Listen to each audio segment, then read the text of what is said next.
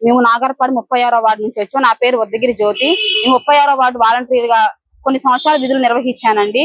అయితే రీసెంట్ గా ఏం జరిగిందంటే, పార్టీ ఎప్పుడైతే ఎలక్షన్ కూడా వదిలాడో మా ఇంటికి వచ్చి పార్టీ ఇన్ఛార్జీలు, కన్వీనర్లు, గృహసారథులు మాకు 1కి 10 సార్లు ఫోన్లు చేసి మీరు జాబ్ రిజైన్ చేయండి, మా పార్టీ అధికారం రాగానే మీ జాబ్ మీకు ఇస్తాము, మీకు ఎటువంటి భరోసా ఉండదు, మన పార్టీ రాగానే మీకు అప్పు చెప్తాం, మీ జాబ్ మీకు ఉంటది, లేని పక్షంలో మేము ఏదో ఒకటి మీకు చూస్తాము అని అన్నారు. కానీ ఈ రోజు పరిస్థితి ఏం జరిగిందంటే, మేము ఒకళ్ళ ఇంటికి వెళ్తేనండి ఇదిగో కూర్చొని వస్తామని మమ్మల్ని ఇటు చూసి అటు పరిగెట్టి వెళ్ళిపోతున్నారండి. మేము అక్కడ గంటలు కూర్చొని ఉన్న రోజుల పరిస్థితి కూడా జరిగింది. కనీసం మేము ఒక్క నెల శాలరీ కూడా పొందలేదండి రిజైన్ చేసినాక. మాకు చాలా అన్యాయం జరిగింది. మేము ఈ రోజు చెప్పదలసింది ఏంటంటే, మేము ఇన్నాళ్ళు విధుల్లోకి వచ్చాము, మేము ఇంత అందరికీ న్యాయం చేసాము, మేము చేసిన వాలంటీర్ జాబ్ మేము న్యాయం చేశాము. మాకు ఇట్ట వైసీపీ కార్యకర్తలు మాకు అన్యాయం చేసి బలవంతంగా మాతో రాజీనామా చేపించారు. దానికోసం అని చెప్పి ఈ రోజు మేము గౌరవనీయులైన ముఖ్యమంత్రి అయిన నారా చంద్రబాబు ఒకటే చెప్పదలుచుకున్నామండి. మేము ఇన్నాళ్ళు జాబు చేసాము, మేము అన్యాయంగా వైసీపీ పార్టీ వాళ్ళు మమ్మల్ని నమ్మించి మా ఇంటికి వచ్చి నైట్ 10కి 11కి వచ్చి కూర్చొని మాతో మాట్లాడి మాతో రాజీనామా చేయించారు. కావాలని ఇలా చేయించారు.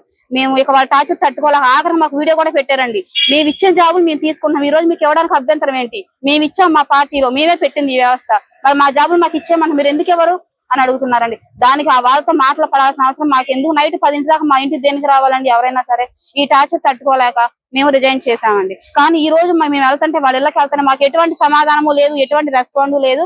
సరే కనీసం ఫోన్ కాల్ కూడా లిఫ్ట్ చేయని పరిస్థితి అండి. ఇప్పుడు మా పరిస్థితి ఏంటి? మేము నారా చంద్రబాబు నాయుడు ఒకటే అడుగుతున్నాం అండి, మా మీద దయ ఉంచి, మా యందు దయ ఉంచి మా జాబులు మాకు ఇప్పించవలసిందిగా గౌరవనీయులైన నారా చంద్రబాబు నాయుడు గారికి, నారా లోకేష్ గారికి, అలాగే పవన్ కళ్యాణ్ గారికి ఒకటే అడుగుతున్నామండి, మా జాబు మాకు ఇప్పించవలసిందిగా, మేము న్యాయం చేయవలసిందిగా టీడీపీ పార్టీని కోరుతున్నాము. మేము వెళ్ళామండి, వాళ్ళ ఇంటికి వెళ్ళామండి. మా శాలరీ పడలేదు, ఏంటి సార్ పరిస్థితి అన్నారు. ఒక మాట చెప్పారండి, మాకు రిజైన్ చేసే ముందు ఏమన్నారంటే, మీరు రిజైన్ చేయండి, మీకు 2 నెలల జీతం 10,000 మేము ఇస్తామన్నారు. కానీ ఈ రోజు మాకు ఒక్క రూపాయి కూడా మాకు ఇవ్వలేదండి. ఒక్క రూపాయి కూడా మేము తీసుకోలేదు, ఎవరం కూడా ఒక్క రూపాయి కూడా మేము తీసుకోలేదు.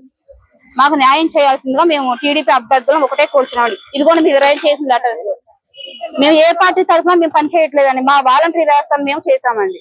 మేము న్యాయం చేయాలని వచ్చాము, అట్లా చేసాము. మా యొక్క పరిస్థితి చూసైనా మీరు దయచేసి ఒక్కసారి మా యొక్క ఆవేదన వింటారని చెప్తున్నాను.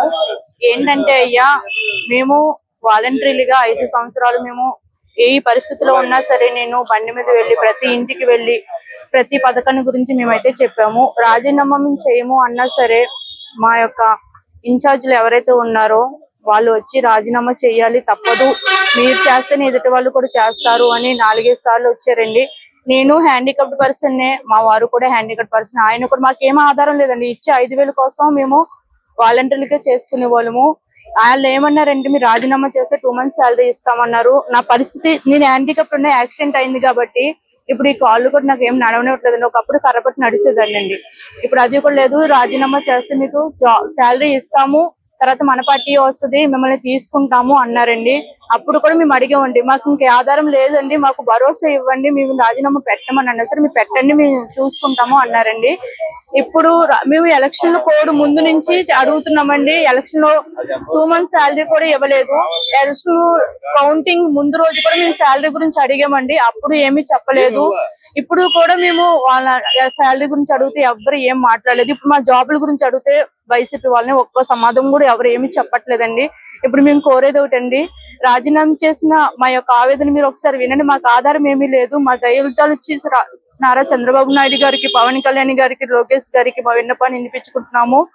ఇది నేను అందరి తరఫున ప్లస్ నా పర్సనల్ గా కూడా చెప్తున్నానండి. మేమిద్దరు హ్యాండిక్యాప్, మాకు ఏ ఆధారం లేదు కాబట్టి మా జాబులు మాకు ఇప్పించవలసిందిగా కోరుచున్నామండి. ఎందుకంటే మేము రాజీనామా చేసామండి, కానీ పార్టీ వైజ్ గా మేము ఎప్పుడు కూడా చేయలేదు. ప్రభుత్వం ఇచ్చిన పథకాలు ప్రభుత్వం తరఫునే మేము ఏదైనా సేవ చేసాము. వాళ్ళు వచ్చి బెదిరించారు తప్పనే మేము రాజీనామా చేసాము, కానీ వైసీపీ పార్టీ తరఫున మేము వాళ్ళకి ఇది ఓటేని మేమైతే తిరిగి చెప్పింది అయితే ఏమీ లేదండి.